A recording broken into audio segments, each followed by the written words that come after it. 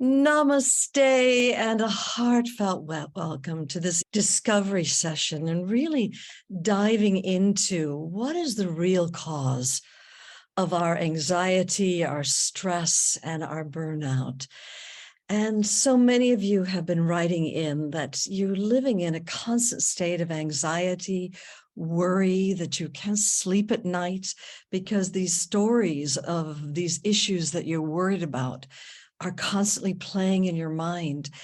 And so in this session, we're going to be diving into what's really causing that. And I'm going to put out a radical concept here. What if all the external circumstances that seem to be the cause of your anxiety, your stress, your burnout, your sleeplessness, your worry were not the real cause? What if the real cause was something much deeper? And what if it were possible not only to get to the real root cause of what's creating the external anxiety, but to finally bring that up to the surface and to clear it wholly and freely? And the journey was first born from my own direct experience of healing from a basketball-sized tumor. And one of the things that I learned in my own healing journey, which took 6.5 weeks' time, was a lot of the work and research going on in the field of cellular healing and into the field of epigenetics. And what they found is that when you feel an emotion and you repress it, it releases a quantifiable biochemistry into your bloodstream, which will go to certain cell receptors and block those cells, rendering those cells incapable of communicating with the rest of the cells in the body. And if over time illness happens, of course it happens where the cells are blocked. And conversely, what's also known to be true is that when we feel our emotions very openly and freely and naturally, like a child does, our cell receptors remain open. And so none of us were given a manual. We've got this for the last nearly 3 years. We're coming up to 3 years now of this pandemic and climate change, craziness happening in governments with autocracies forming where before there were democracies. And it's just been a wild ride. And it's easy to point the finger at all of these situations, saying that's the cause of my anxiety. I was speaking to one of our staff members, and he was sharing that he's in his mind, he's anxious about the rising cost of fuel, the rising cost of food. And I said, what if you were to take that out of the picture? That whole scenario that you're playing in your head, take that out of the picture, what's really here. And he felt sick to his stomach, and it was actually fear. And his constant being on this hamster wheel of playing the story, oh my God, with what's going to happen with the price of food going up, was actually a means of avoiding feeling what he was really feeling. And so all of us, none of us were given a manual how to deal with this huge, almost biblical proportion of catastrophe. And so it's easy to say it's all these external things that are causing my anxiety. But I want to suggest that you may already have fear stored inside of you, and that these external circumstances are actually triggering something that's already stored inside of you. For instance, let's say you're in a traffic jam and someone cuts you off, and out of nowhere, rage comes up. Now, that person didn't come in the middle of the night and stick rage inside of you. That road rage was already there inside of you. All that they did was push your button. They triggered so that this rage that was already stored inside your cells came roaring to the surface. So in our current life circumstances, life is triggering us all left and center. And so we're attaching all this emotion that's arising to the various circumstances. And so I wanted us all to get very real here and to go to a recent time where you found yourself trying to avoid feeling something, or that you've had worry constantly playing in your mind, or someone said something and a big reaction happened, or you had something occur in your life and out of nowhere fear happened. So go to a current circumstance that happened, let's say, in the last few months, where somehow you had a reaction, where something took place and you either shut down or you started to go into motion to avoid feeling what you were feeling, got on the web, started calling a friend up, got on Netflix, anything to avoid feeling it. So go to a specific circumstance where you got triggered, where something took place and you had a triggered reaction. So you may have read the news and prices of food are going up, and suddenly this constant worry is happening. And so where something external took place and you had a reaction that was an unhealthy reaction to it. Why don't we just discover what's really going on here? And let's close our eyes for a moment and just let your awareness go back through the last days, weeks, months, and some moment where you actually got triggered. And you had what I would call a stress reaction,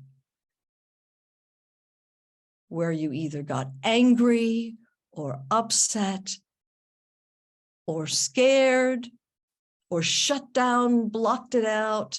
Someone said something, someone did something. But go back to that specific moment where you reacted and step into that memory. And how were you feeling as you were reacting? What were you doing? Really step into that moment of your fear reaction, your stress response. And now roll the cameras back to that millisecond right before you had that reaction, that stress reaction. Roll the cameras back just to that moment where there was this impulse to react or defend or run or blow up or upset. So there was this impulse. And now roll the cameras back to that moment prior to that reaction, to that impulse to react, and open up with what you were really feeling at that time. Prior to your reaction, what were you really feeling?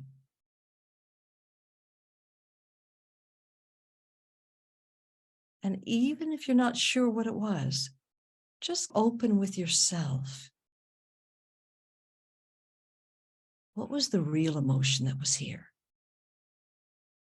prior to your stress reaction?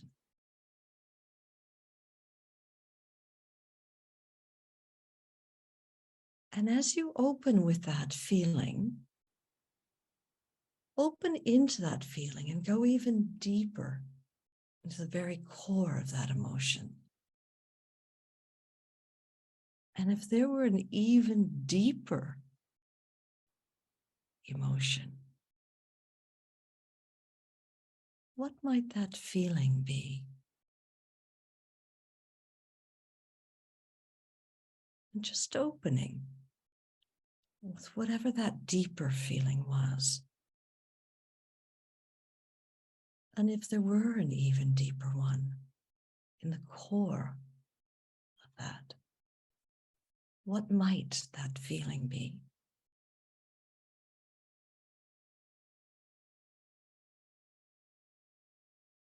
And just welcoming and allowing whatever's here and not here.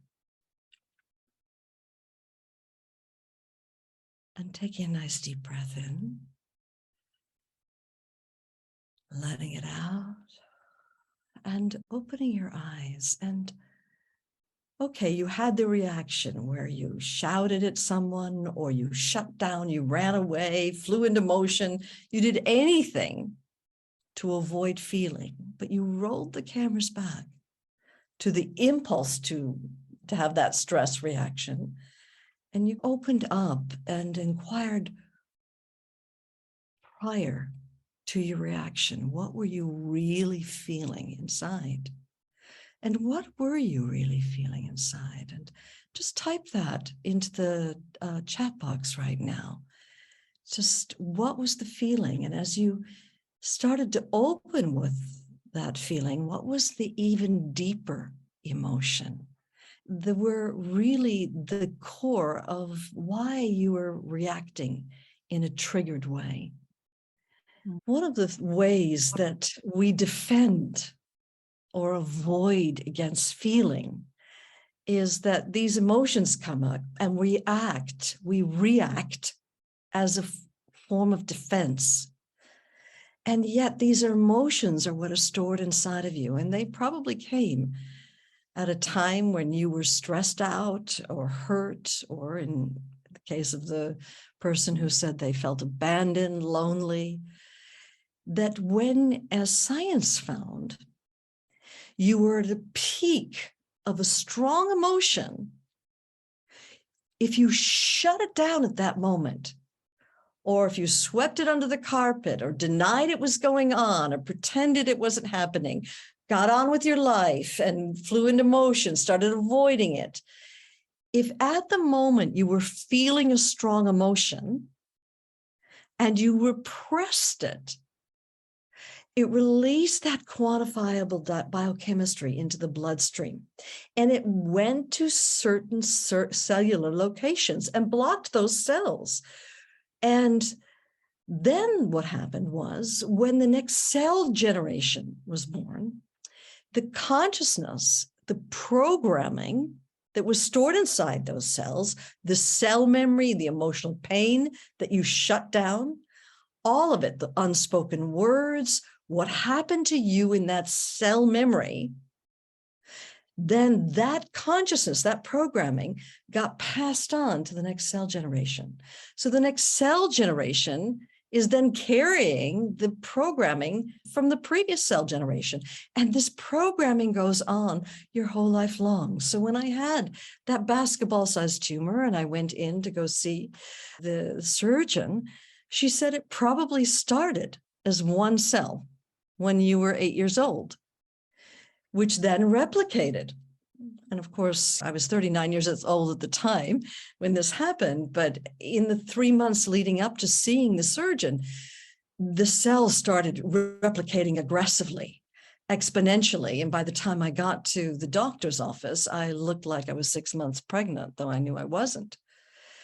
And so it's been known for a long time that this programming gets passed on from one cell generation to the next. And what the great gift was in my own healing journey was I found a means for all of us to go on a journey inside your body to specific cellular locations to get access to the stored cell memory there, to the old consciousness that's stored there, the old programming, the unspoken words, the hurt, the blame, the shame, and to go through a radical and very practical, down-to-earth process of release and letting go and ultimately forgiveness, so that when new cells are born, they're born devoid of that old consciousness as new regenerative cells.